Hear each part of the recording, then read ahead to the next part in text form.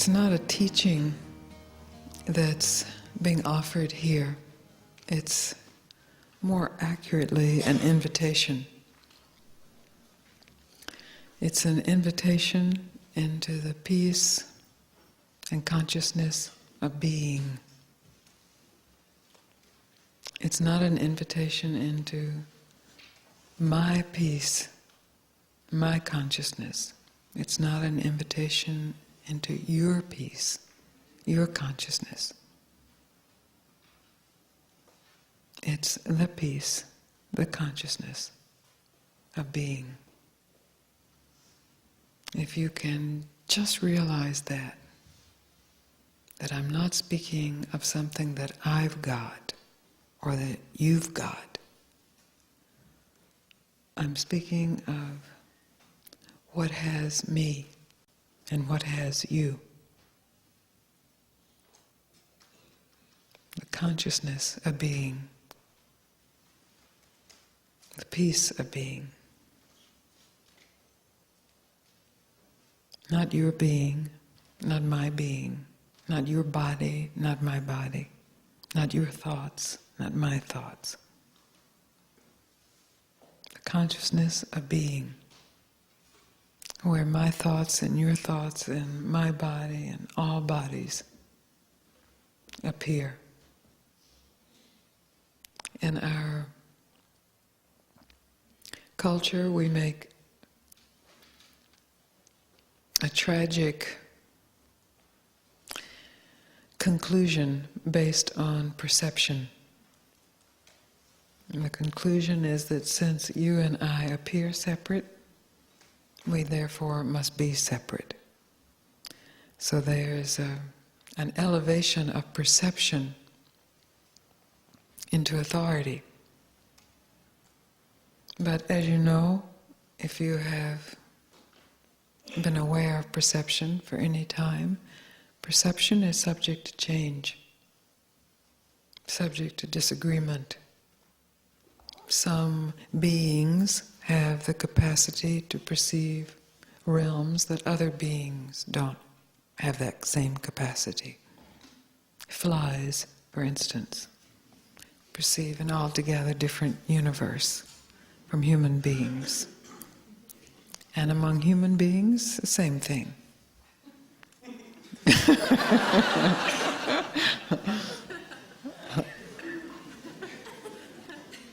So if there's just that slight understanding, which is seemingly not profound or deep, but is quite profound and quite deep in its simplicity, and the recognition that therefore what I perceive is bound to be limited by the conditioning of my species or my family or my likes or my immune system, whatever, then there's this crack in the authority. And that crack is where the invitation invites you to come in. Come in through that crack. There's an opening. The world is not as you think it is. You are not as you think you are. I am not as you think me to be. The thoughts about the world or you or me are based on perceptions.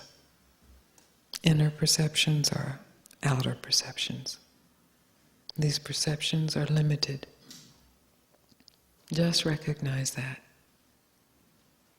Then there's the possibility to hear the invitation into the truth of yourself, which is imperceivable, unable to be perceived, unable to be conceived, and yet permeating everything that's perceived or conceived. So I'm very happy to extend this invitation to you, who is my own self.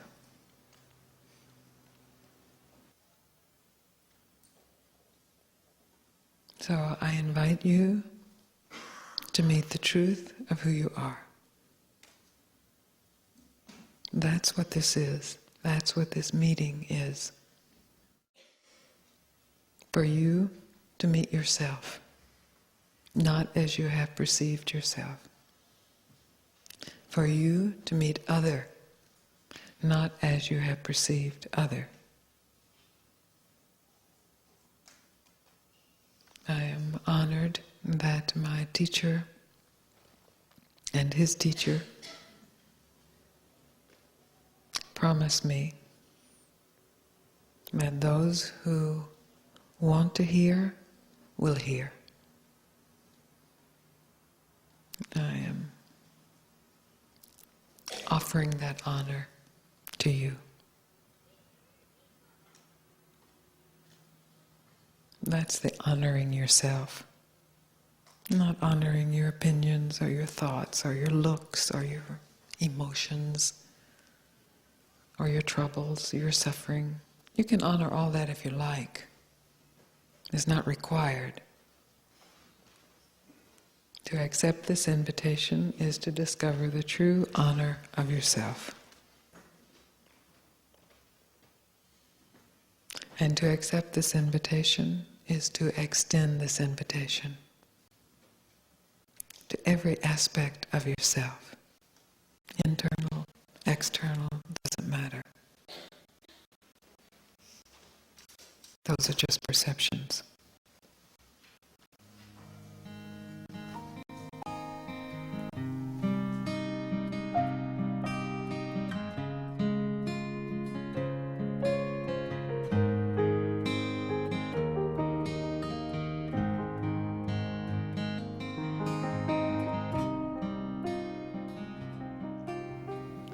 Ramana's gift is the gift of self-inquiry, of really investigating who you are, who one is, what is real, what's really real here, and what's illusion, what's passing and temporary, and what's permanent, what's eternal and what's temporal. True investigation. So my phrasing of that is to tell the truth. Just tell the truth.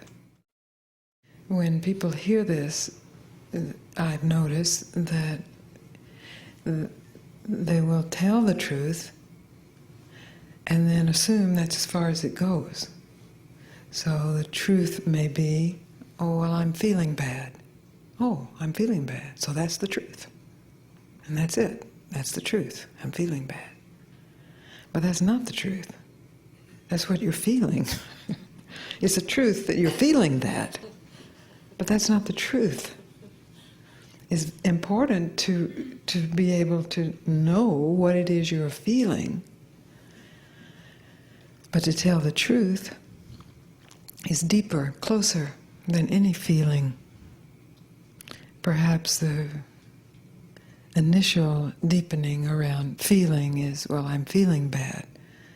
And if you don't just stop there as though that were the truth, you can investigate deeper, either into who is it that is feeling bad, or what is it that feels bad, rather than settling for a relative truth as the truth. I mentioned yesterday that I had spoken to a group of people and I had told them that I didn't know I was telling myself a story of victimhood. I thought it was a truth, just the truth. I had some rotten things happen to me. That's the truth. Therefore, I'm miserable. That's the truth. It's like a religion. It's not the truth.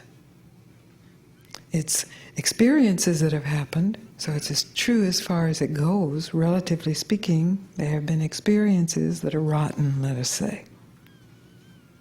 But deeper than those experiences, deeper than any feeling, deeper than any thought, closer than any thought, closer than any feeling, closer than any experience, is the truth.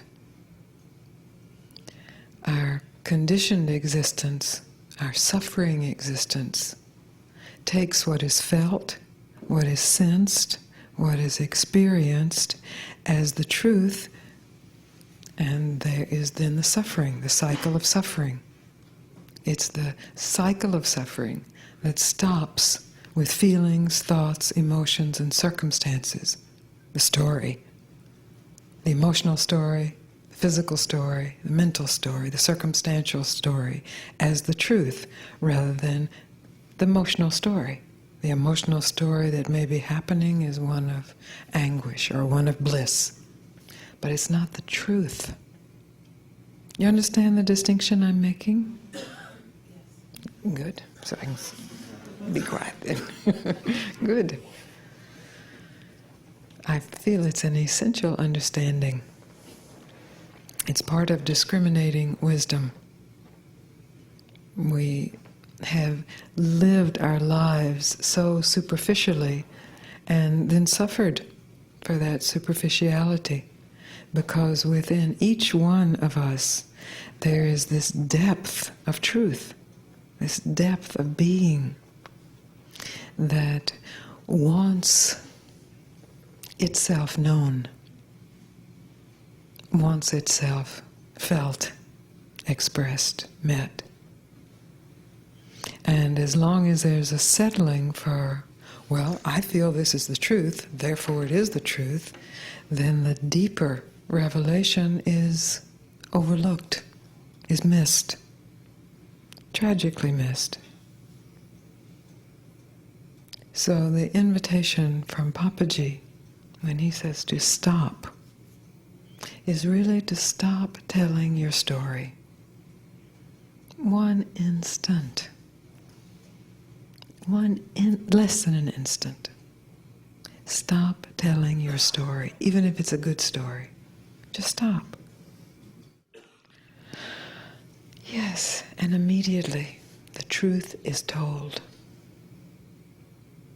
You cannot tell the truth, if you're telling the story, and you cannot tell the truth if you're telling your story. Did I say that twice?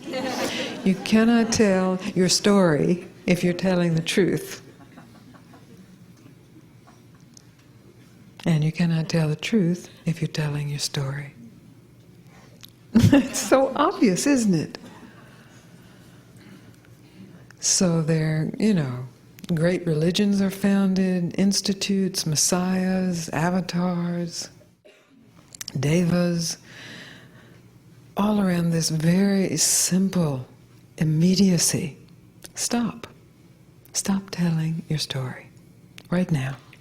Right now. Not later when the story gets better, or not later when the story gets worse. Just right now. Someone was up here yesterday, Karen was up here speaking about postponement. That's it. To stop telling your story right now is to stop postponement. And then the truth is told, however it is told, whether it is articulated, whether it is felt, whether it is sensed, whether it is whatever. That's what I'm interested in. That's what my teacher, Papaji, sent me to you, to invite you to stop, to prove to you that it is possible to stop, and to demonstrate to you that it is easy to stop, that the difficulty and the effort is in the resistance to stopping. That resistance is fed, of course, by hope that the story of who you are will give you what it is you are yearning for. And if you can just fix the story, emotionally, physically, circumstantially, just mentally, just fix it. Just tweak it a little. Make the necessary changes, you will get what you want. And everyone in this room knows that, because you've all experienced that. And you can change the story, and you can make it a better story, and yes, that's great. I support you in a better story. It's much better to have a better story. But my purpose in appearing to you in your story is to invite you to stop this instant.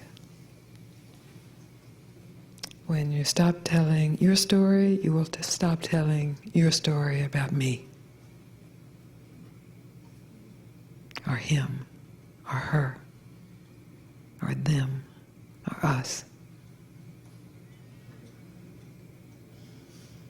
And in less than an instant, you know what it means to be who you are. Then let the story appear or disappear. It doesn't touch who you are. It's like going to sleep at night and having a dream. It has a beginning, it has an end, it seemed real when it was happening, but it's obviously a dream. That's what is meant to wake up. To wake up. And to wake up in the dream. To wake up before the story ends, which each story will end. This physical story will end. This mental story will end. This emotional story will end. To wake up in the story. In nighttime dreaming, it's lucid dreaming. So you have the capacity to live a lucid life. A lucid life, a clear life, an authentic life. There may still be a physical story. This body, as your body, has a physical story based on genetics and environment and early nourishment or lack of nourishment. It has a story. It will play itself out. But you are the lucidity that story appears in. Regardless of the direction the body story is going, you are the clear light that it appears in.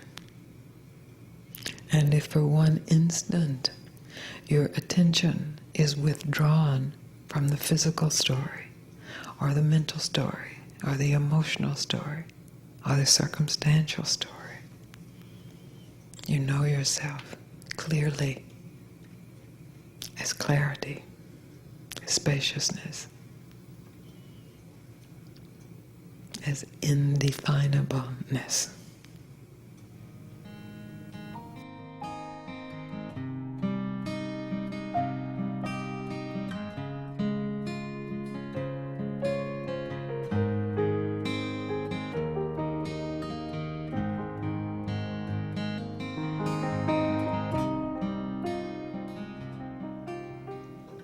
I want to continue what I started last night about the possibility of telling the truth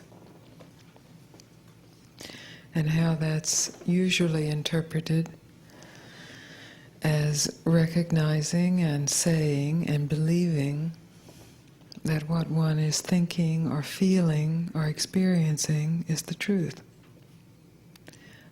Relatively speaking, in a limited kind of way, temporarily, it is the truth. But when I'm speaking of telling the truth, it's the willingness to see what's deeper than the relative experience, than the immediate conclusion that's based on sensory perception, concluded based on past conditioning. So that then what one is feeling is free to be acknowledged rather than to be hidden or acted out on. It's acknowledged. I'm feeling angry. If it's recognized to be something that's passing and temporary and not the absolute truth, just the relative truth, then there's a freedom to experience feeling angry without denying it and without acting out, without discharging that anger onto someone else or imploding with the anger into yourself. Is this clear so far? We have such a network, a tangle, an entanglement with our concepts about feelings and emotions and thoughts and circumstances, experiences, as to what they mean about who one really is. And so when we get information based on emotions or thoughts or circumstances, and we don't like that information, we either deny it or we dramatize it in some way, like poor me or bad you. Or the denial is, nothing's happening, I'm not feeling anything, everything's fine. So we all know all these strategies. It's part of it's the result of the misidentification that who you are is who you feel yourself to be, is who you think yourself to be, is who you experience yourself to be. That that's the truth of who you are. And that's a lie. It's not the truth. In the willingness to really experience what is deeper than what the immediate experience is, first of all, there has to be the willingness to experience what's immediately here. And then from that, to see what is under that or deeper than that. Finally, there is miraculously, instantly, a recognition of oneself as spacious, free, at peace consciousness, aware of itself, the truth of who one is. And most people in this room have had at least a taste of that, or a glimpse of that.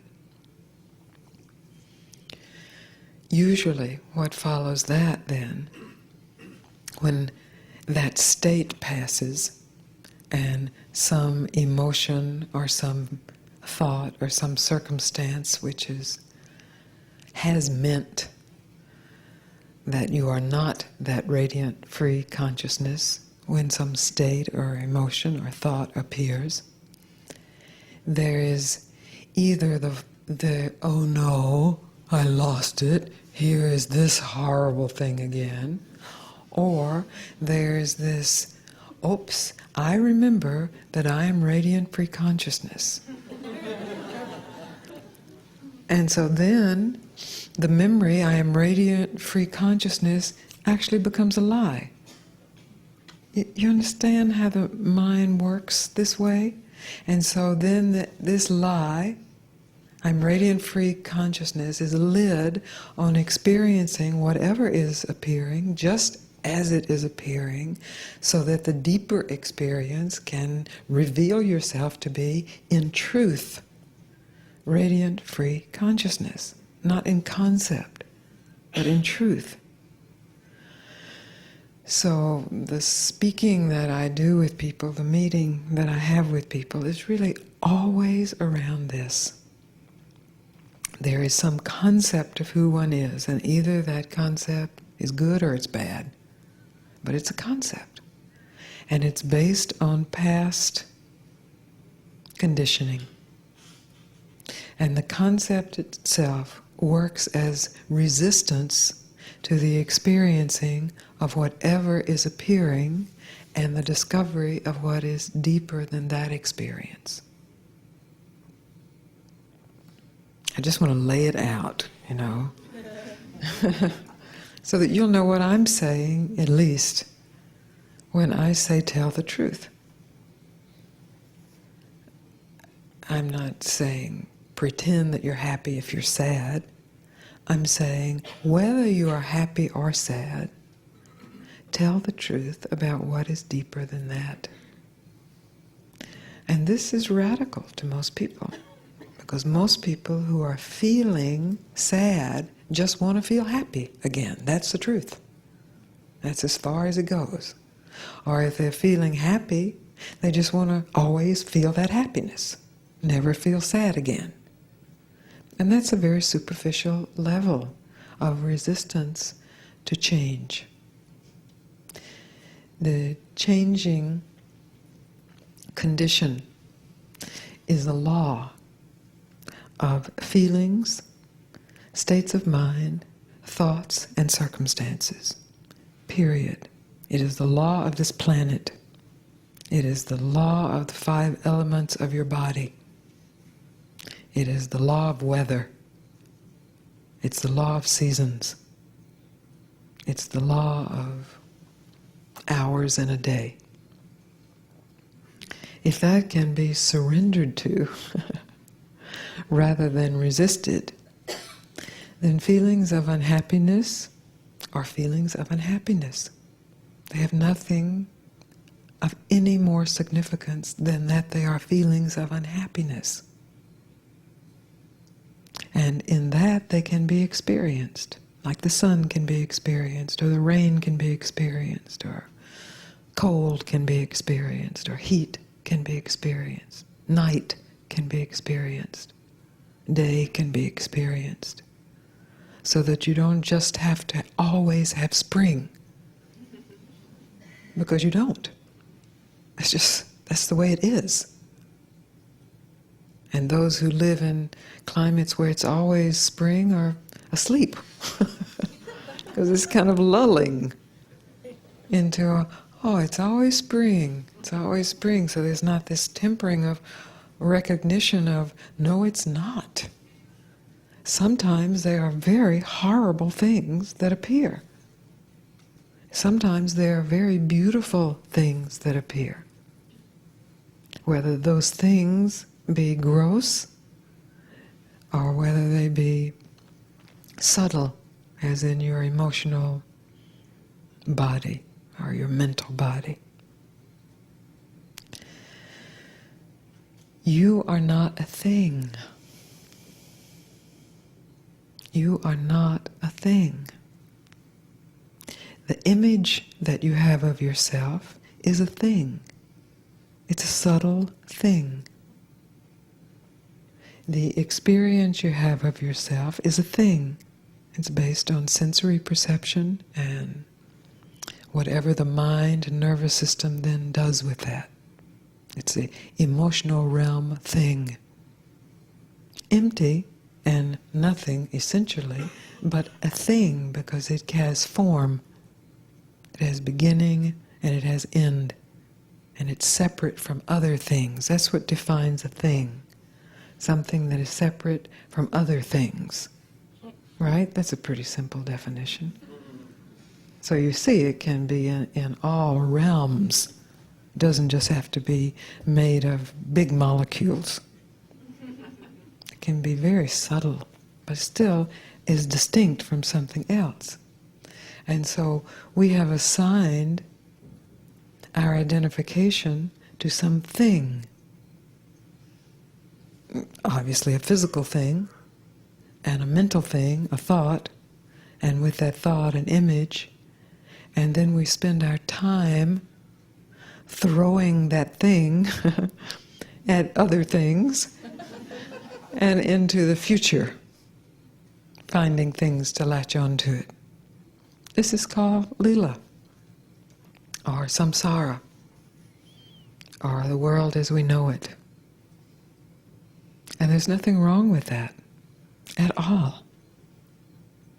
It is absolutely wondrous it's the result of the mystery of God. It is huge.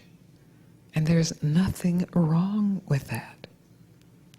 The error is in accepting that as reality, rather than the power of mind, which is a wondrous power. And the tragedy of that acceptance is the suffering.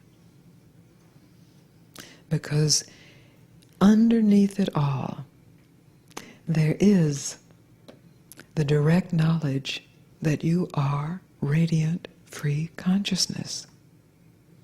When that gets covered by the belief and the acceptance of yourself as a physical thing or an emotional thing or a mental thing, then that's a lie. And there is always suffering with a lie. Now we're speaking of huge collective suffering, at least since the expulsion from the Garden of Eden. Huge suffering. But at any point, you have the full potential, the capacity to stop, to tell the truth. What is here? Sadness, anger, okay. Sadness, anger is here. What else is here? What is deeper than that? At any point, you have the opportunity to throw your reflection, rather than into the future, back into this moment, so that you self-reflect, so that you can truly self-inquire into what is real, what is true, what is not subject to change. Everything is subject to change. You are not subject to change. So whatever it is you think you are, if you will check that out and see, is it subject to change, then as an experiment, discard it. And tell the truth about what is not subject to change, what hasn't changed with the changing of your body, what hasn't changed with the changing of your circumstances, what doesn't change when your emotions change. To tell the truth all the way. Do not settle for a superficial, relative thing truth, but all the way, so that you know yourself as the truth, which is not a thing.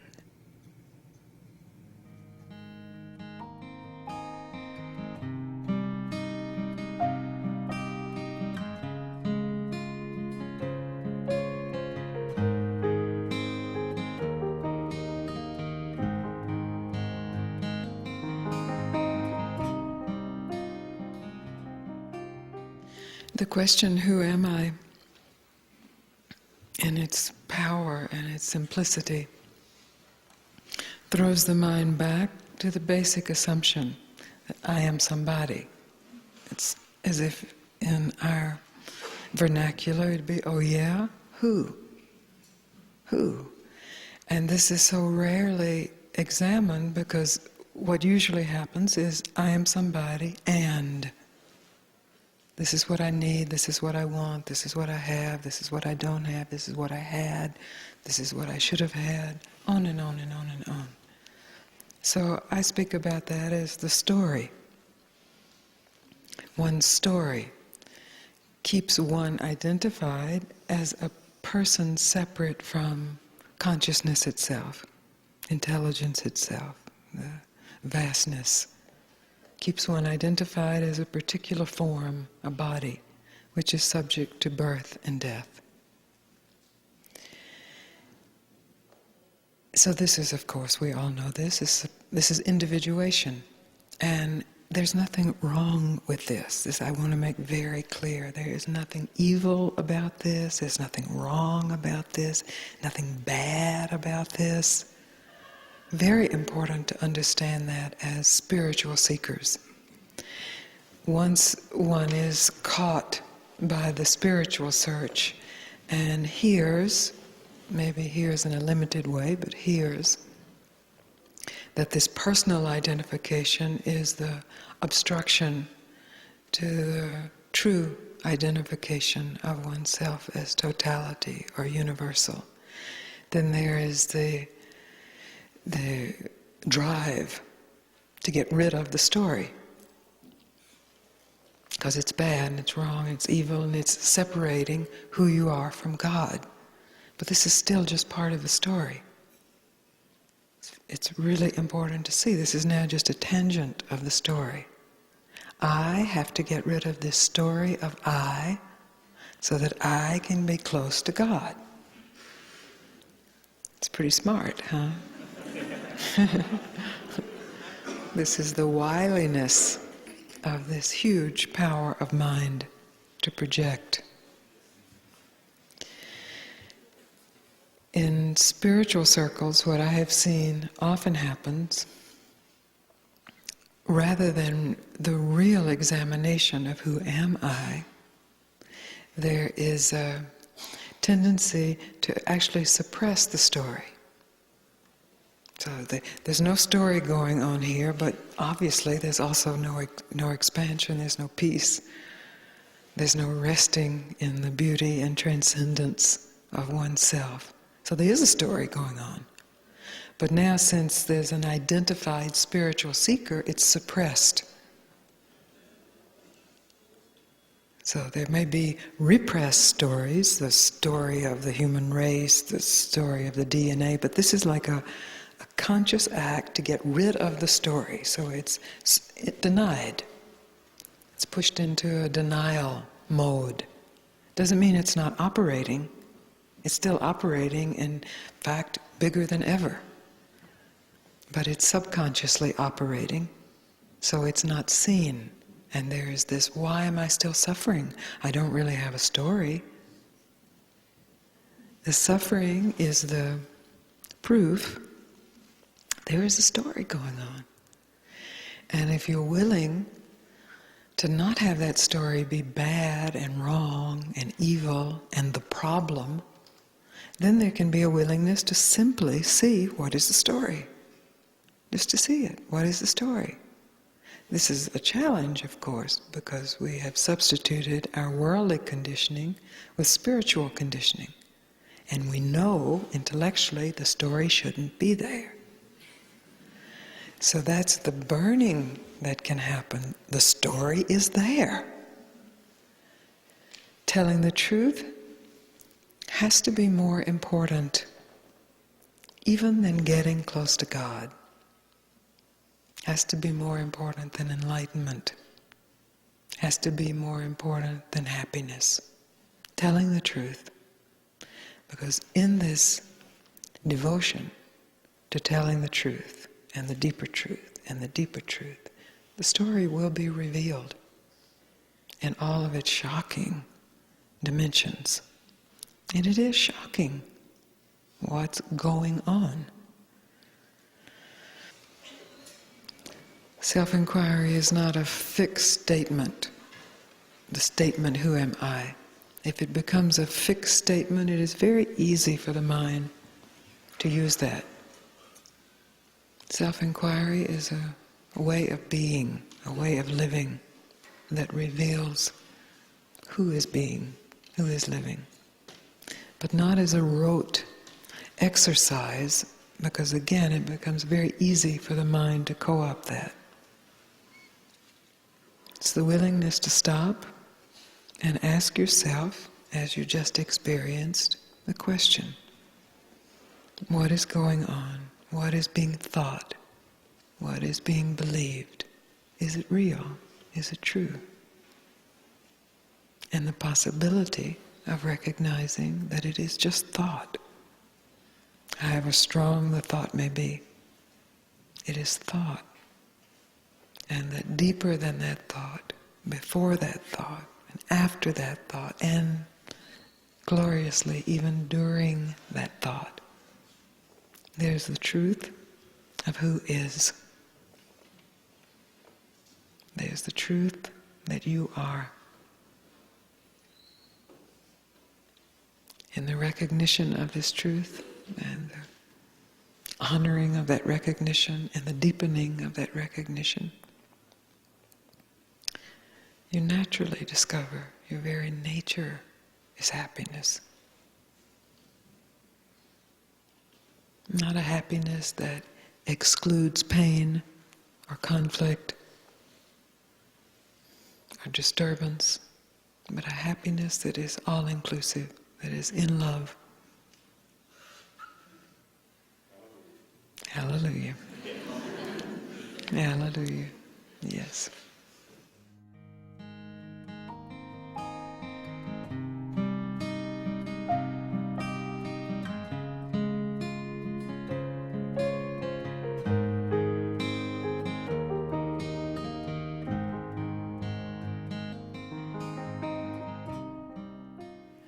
As the awakening process starts in a human mind, one of the first events is the recognition of the immense contradictions of life, of existence, the beauty and the horror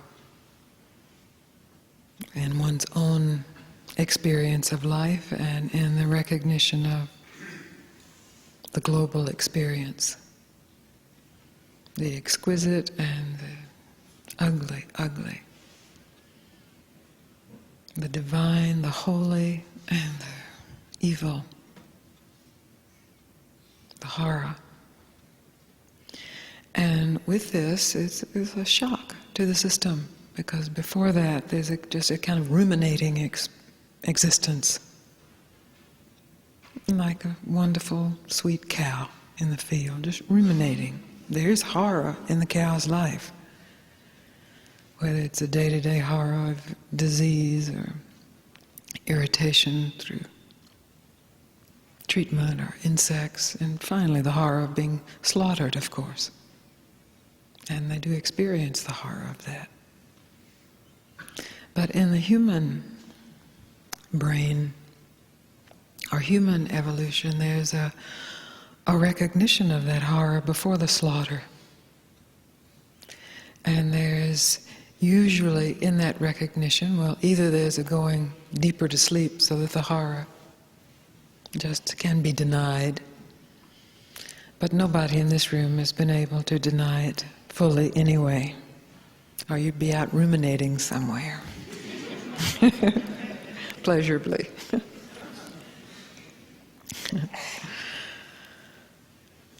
With that, there arises this desire or need to understand what is going on, what does it mean, how to get out of it, to understand who one is, what the plan is. Is it an evil universe? Is it a holy universe? And in that desire or that need, then a search begins, a search to understand. And of course we go to our parents and they tell us a certain version of reality, and we accept it or we reject it. At a certain point we have our religions and they tell us a version of reality, what it all means, what it's all about, what your place in it is. Same with schools, education, drugs, lovemaking. Moments of oceanic experience tell us what it's all about. Moments of dire, abject falling from grace tell us what it's all about. And the confusion continues. In one moment, we know absolutely we are one with the universe and there is all perfection. Whether it's a split second of just looking into a baby's face or whether it's a longer period of time, we know it. And then also we know it is meaningless, it is horrible, and we don't know anything. And so this search for understanding continues. Well, I gotta find out. I gotta go to somebody who can tell me finally what it's all about. I know this, of course, because this was the story of my life until I met my teacher. And he invited me to stop all searching. I thought I knew what that meant, like stop running around, stop experimenting.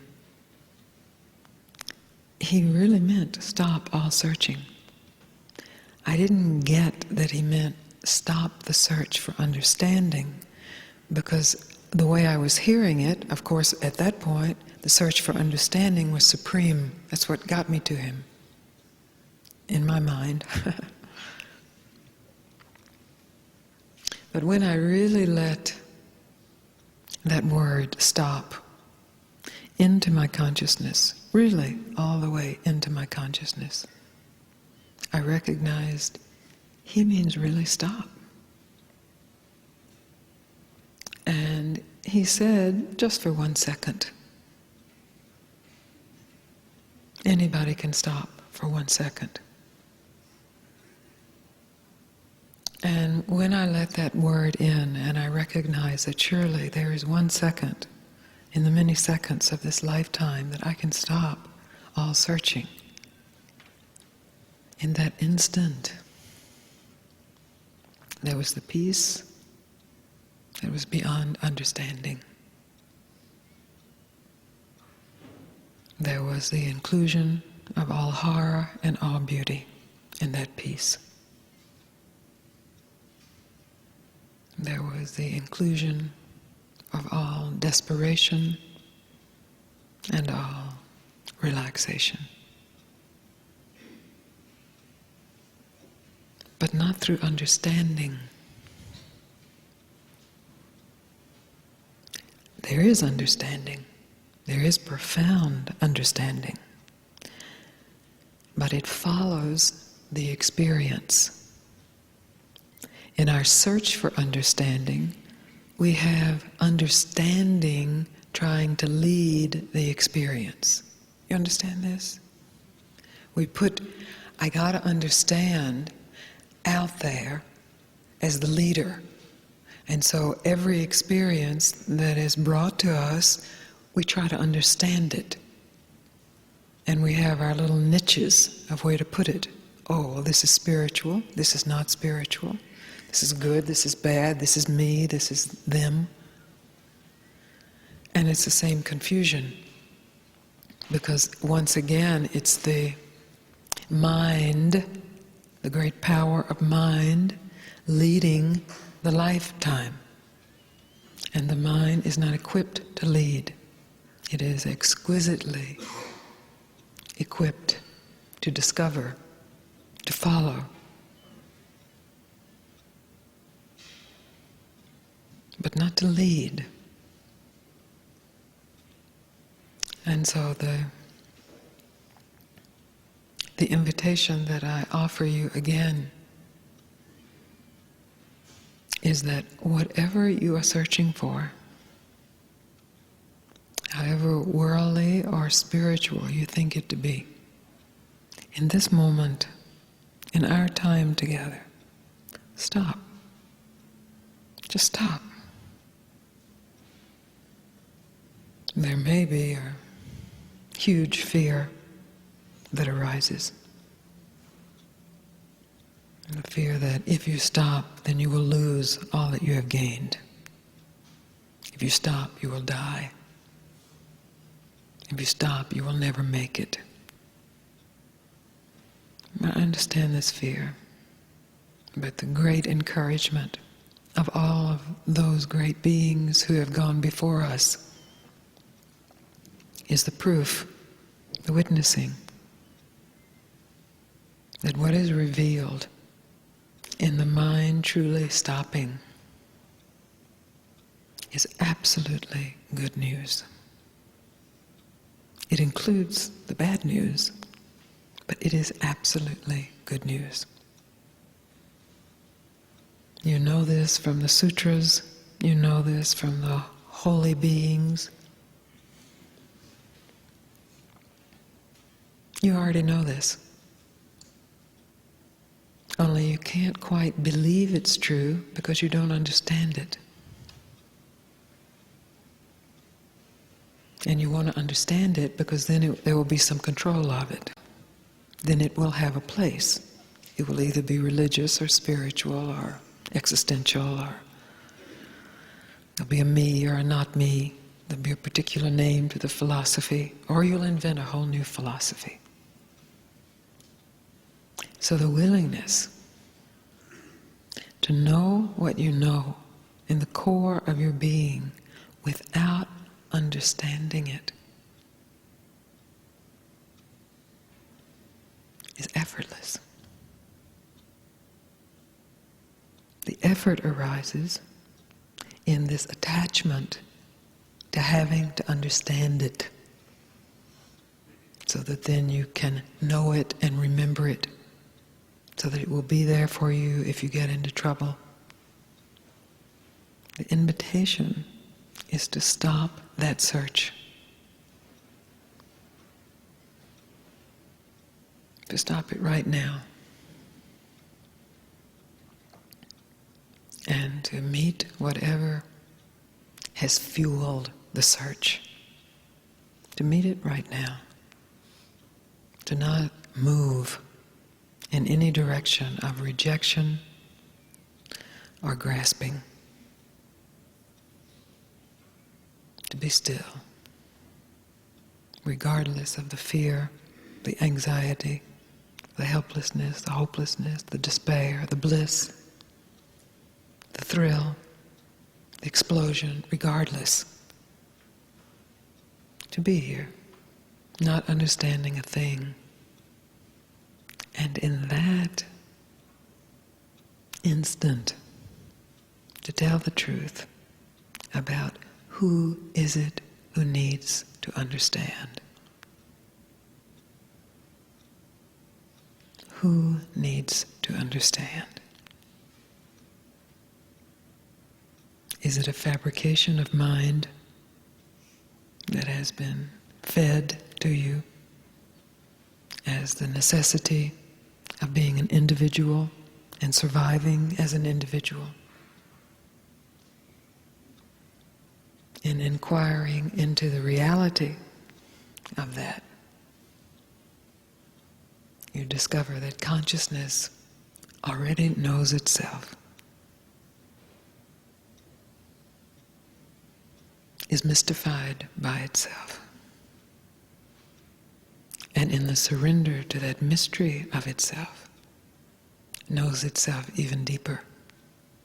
And what understandings, even the most profound understandings, the most profound non-dualistic understandings, whatever understandings come, are secondary. That there is no control over consciousness. And that who you are is consciousness. The resolution of it all, the totality of beingness, the byproduct of this is quite exquisite. And often there is a capacity to articulate it, as we know from the sutras, the holy books. But once there is the thought that is believed that now I know it, now I understand it, now it is mine, it's no longer a mystery. It's a philosophy, it's a concept. It's a story about a moment of truth that happened to somebody, sometime. who did it happen to? Who gets enlightened?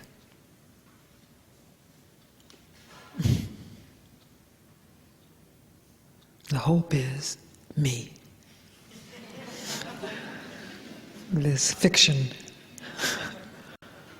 this internalized image of oneself as an individual attached to a particular body.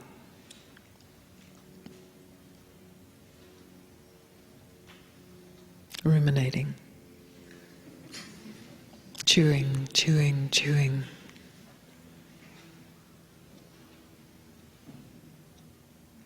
So,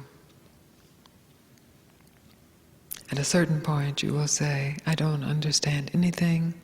I do understand. I don't understand. I do understand. So the moment there is a surrender to not understanding, you do understand. And the moment you do understand, you don't understand. Our conditioning is to try to keep the understanding in place, but that's not understanding. That's in the realm of understanding, like understanding how to tie your shoes, understanding how to have good manners, understanding how to learn a new language, understanding how to cross the street. That's where understanding is. Understanding higher math. That's understanding is a beautiful power of mind. But it is useless in the search for yourself.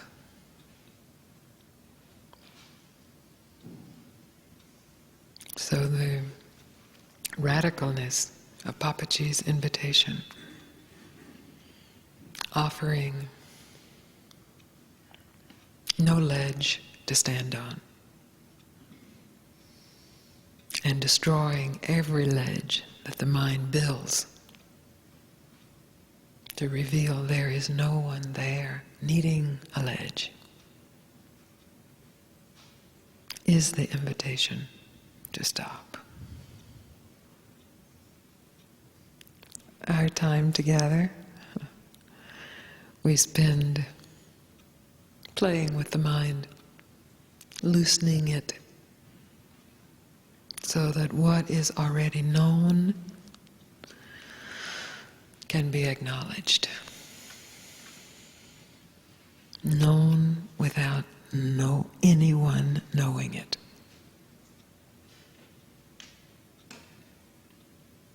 Now, if that doesn't make sense to you, it's no problem. If it does make sense to you, you already know exactly what I'm speaking about. Then our time together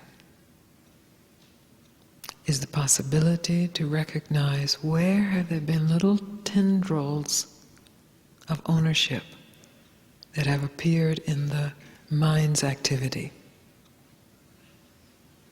And is there a willingness in this moment, right now,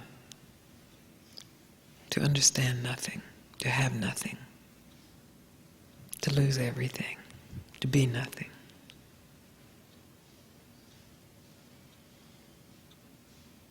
Very simple.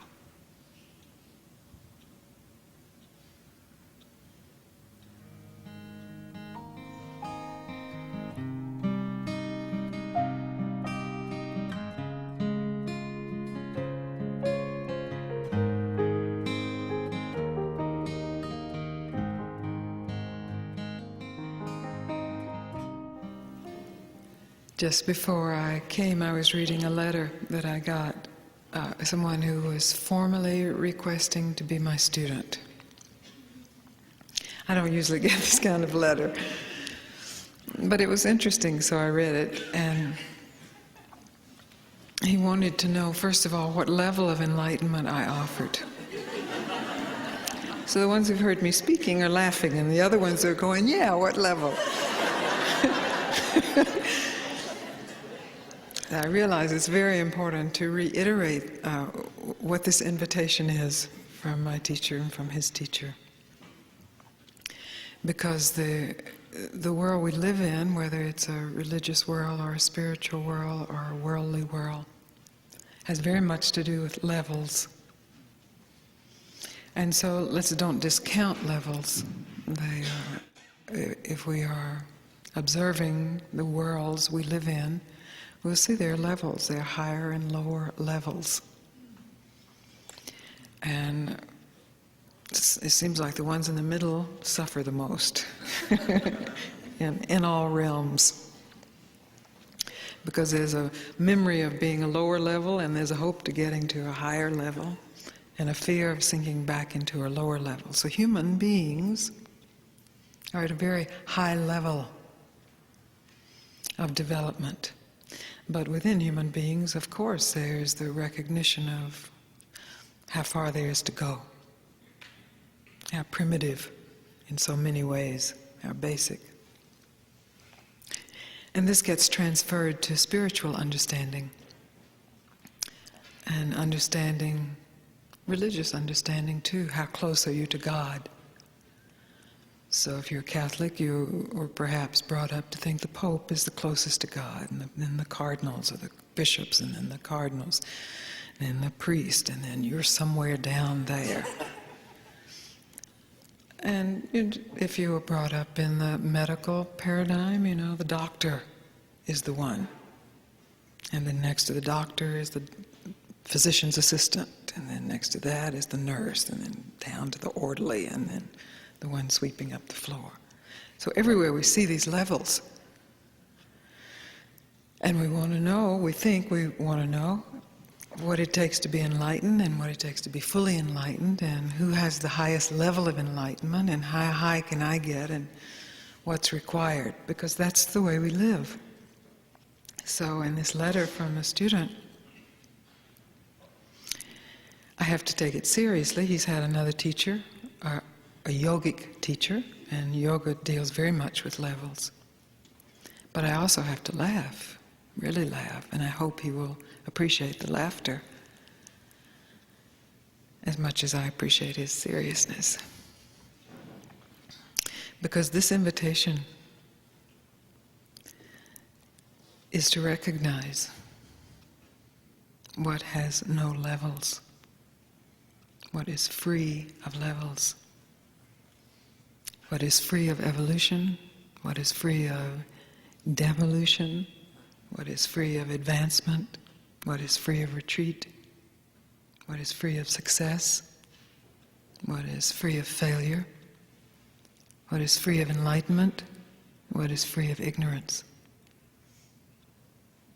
That which is free is the truth of who you already are. That which is bound to levels, has only to do with what you think you are, or where your body is, or where your powers are, or where your capacity for communication, or the maturity of the emotional body. But the truth of who you are is alive and awake and free.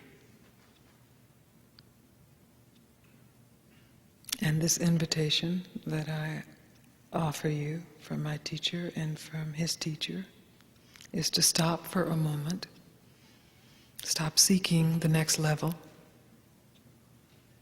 stop fearing the level you were just in might come back and get you, and be still, just be here, and see what has always been absolutely, completely unaffected by any level of anything or anybody.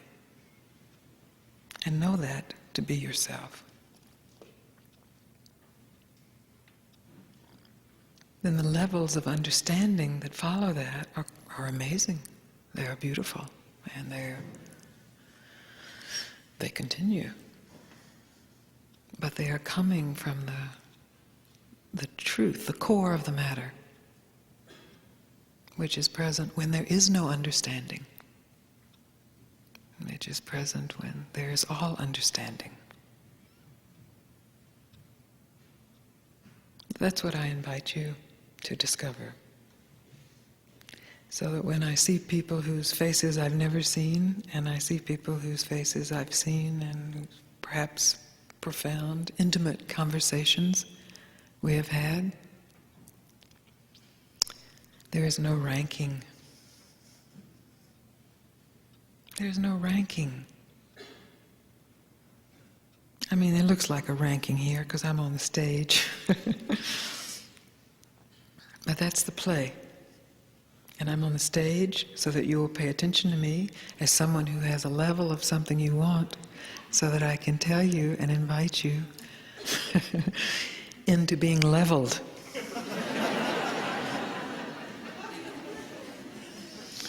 It is truly a radical invitation because it offers nothing.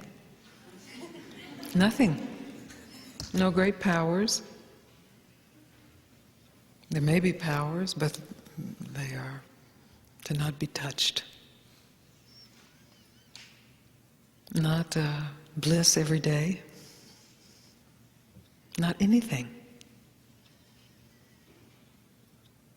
Only yourself. And you are not anything. You might think yourself to be something, or want yourself to be something, or even fear that you are not anything. But the truth of meeting yourself and discovering, truly discovering, that you are not anything, then you are free. And you are free to see yourself in everything, in every level, in every success and every failure, in every advancement and every retreat, in every ignorance and every enlightenment.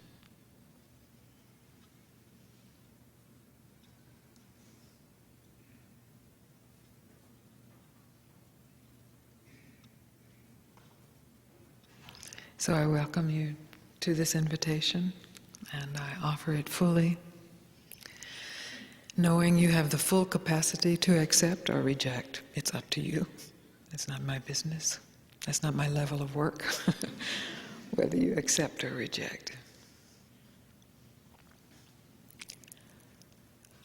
But to offer it to you fully, acknowledging that there is the capacity to accept the invitation to investigate in the truth of who you are.